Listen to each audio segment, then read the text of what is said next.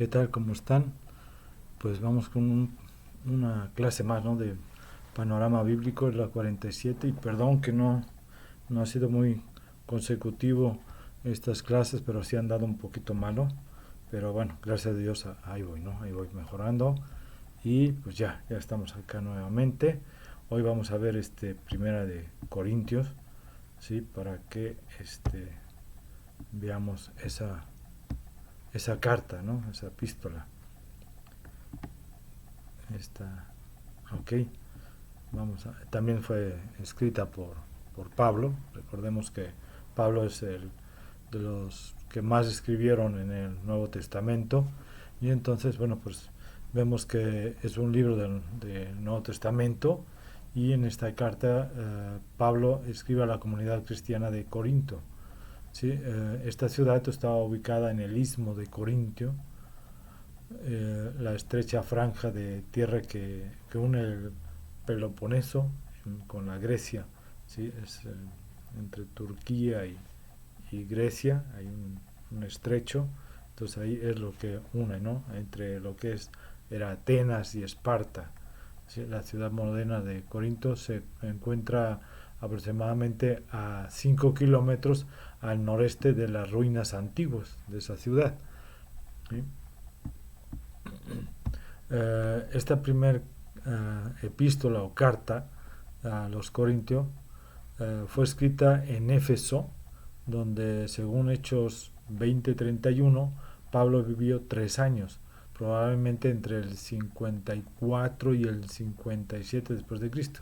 Mientras estaba allí, los creyentes de la congregación le hicieron llegar posiblemente por conducto de Estéfanas, ¿sí? Fortunato y Acaico. Esto lo vemos en el capítulo 16, versículo 17. Le hicieron llegar algunas consultas y la respondió con esta carta. ¿Sí? Ahora, el, el, el apóstol Pablo fundó la iglesia de Corinto, y pocos años después de dejar la iglesia, Pablo oyó algunas cosas respecto a inquietudes, ¿sí? Que tenía la iglesia, y estaba llenas, ve ahí que estaban llenas de orgullo, y estaban tolerando la inmoralidad sexual, los dones espirituales eran usados incorrectamente, y había un crecimiento malentendido de las doctrinas cristianas básicas.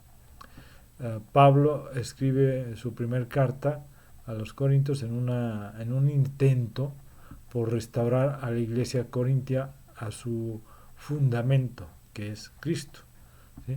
Aproximadamente por las mismas fechas, los de Cloé informaron al apóstol en el capítulo 1, versículo 11, y lo menciona, de la difícil situación que estaba atravesando los creyentes en ese lugar. Perdón. Ah, arrastrados por el fanatismo a la adhesión por personal, ¿no? Unos a Pablo, otros a Pedro, o a Apolos, otros decían que a Cristo. Entre todos había puesto un grave peligro la iglesia, ¿no? De Corinto. ¿Sí? Eh, para Pablo comienza esta carta abordando el problema de la división interna que se estaban enfrentando, y a que amenazaba pues su comunidad, ¿no? Con un signo de incomprensión y olvido de determinadas afirmaciones básicas de la fe. ¿Sí? La iglesia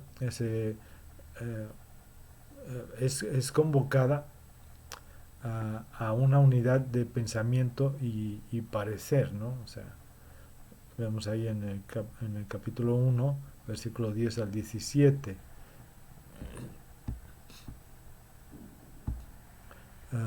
También vemos que la unidad verdadera eh, es la única sabiduría es que Dios predestinó para nuestra gloria. Versículo, no, capítulo 1, versículo 18 y capítulo 3, versículo 4. Y que solo Cristo es el fundamento de nuestra salvación. Capítulo 3, versículo 5 y capítulo 4, versículo 5.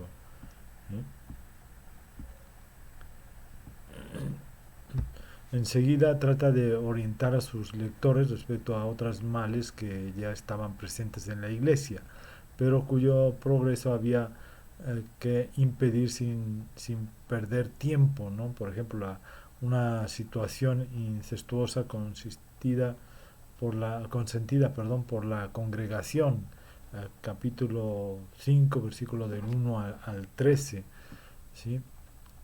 Pleitos surgidos entre los creyentes y promovidos entre juicios paganos, o sea, llevaban sus problemas a los juicios civiles, ¿sí?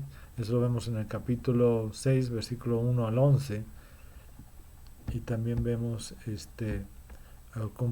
comportamiento sexuales condenables, ¿no?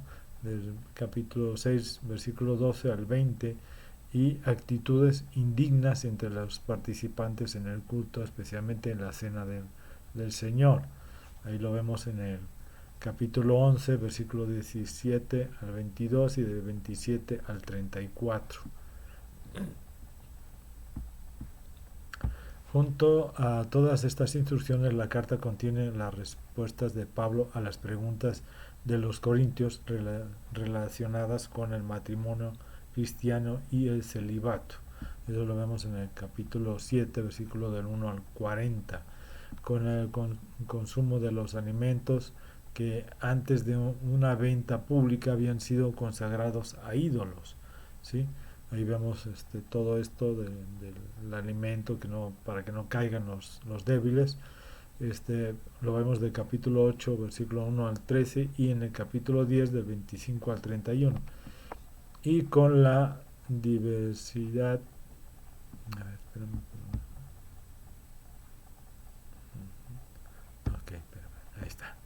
Consumo de alimentos, ahí está, ¿no? Sí, y con la diversidad y ejercicio de los dones otorgados por el Espíritu Santo, lo vemos en el capítulo 12, versículo 1, y en el capítulo 14, versículo 40.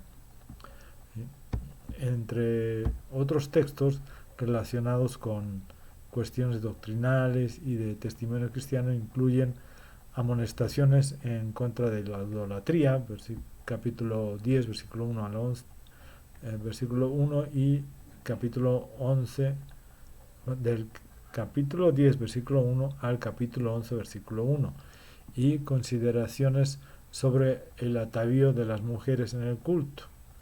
Vemos en el capítulo 11, del versículo 2 al 16, y sobre la institución de la cena del Señor. Capítulo 10, perdón, del capítulo 11, versículo 23 al 26. Vemos también su profundidad de pensamiento sobre los poemas de exaltación del amor al prójimo. Esto lo vemos del capítulo 12, 31 b al 13, 13, y la extensa declaración acerca de la resurrección de los muertos.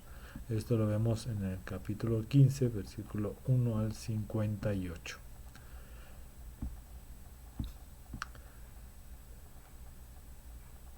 Okay.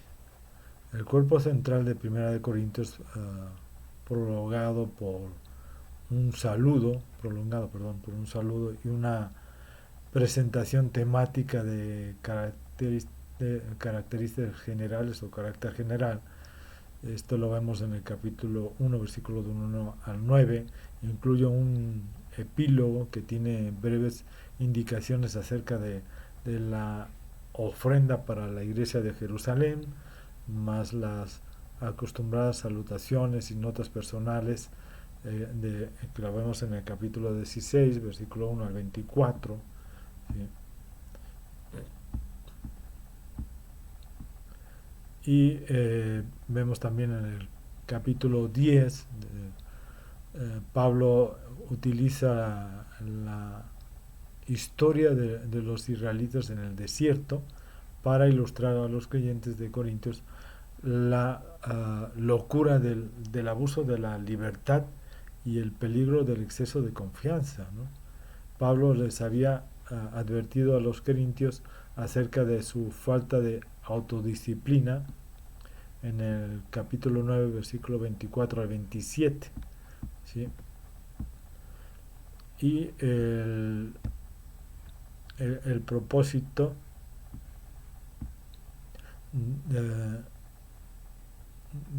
es de seguir describiendo a cómo los israelitas, quienes a pesar de ser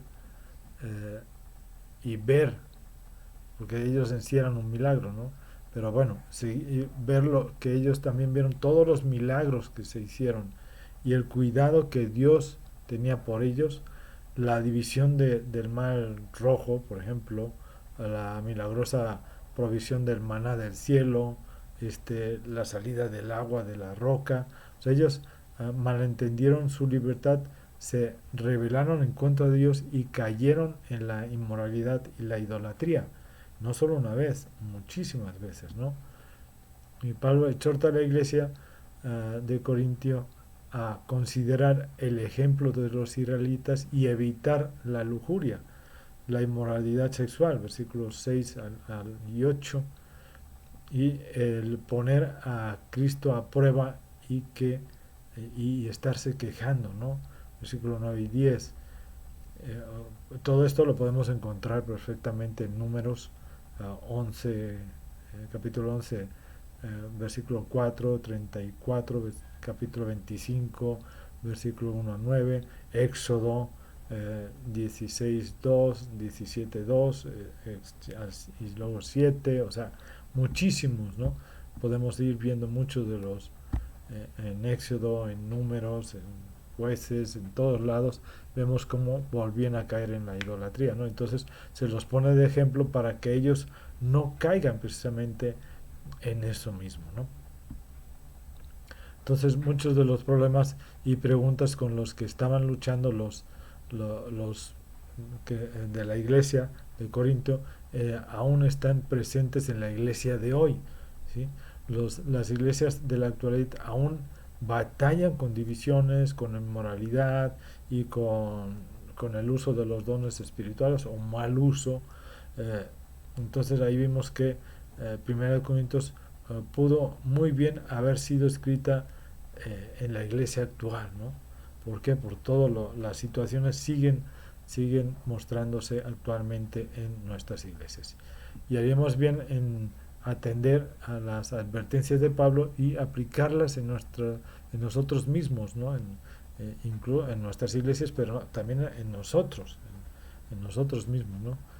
A pesar de todas las representaciones y correcciones, Primera de Corintios trae nuestra atención de regreso a donde se debe estar, o sea, que es en Cristo nuestro Señor.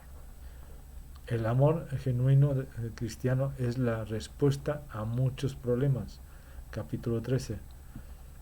Un entendimiento apropiado de la resurrección de nuestro Señor Jesucristo, como se revela en el capítulo 15, y por lo tanto una comprensión apropiada de nuestra propia resurrección. Esa es la cura para lo que nos divide, ¿sí? Y amenaza. Y sobre todo que debemos de seguir buscando a Dios, buscando a nuestro Señor Jesucristo, leyendo la Biblia para poder aprender y entender más de nuestro Señor y de nuestro Dios, nuestro Padre Creador, para que podamos ser mejores cada día y acercarnos más a la voluntad de nuestro Señor. Que Dios les bendiga, cuídense mucho y nos vemos la próxima semana. Hasta luego.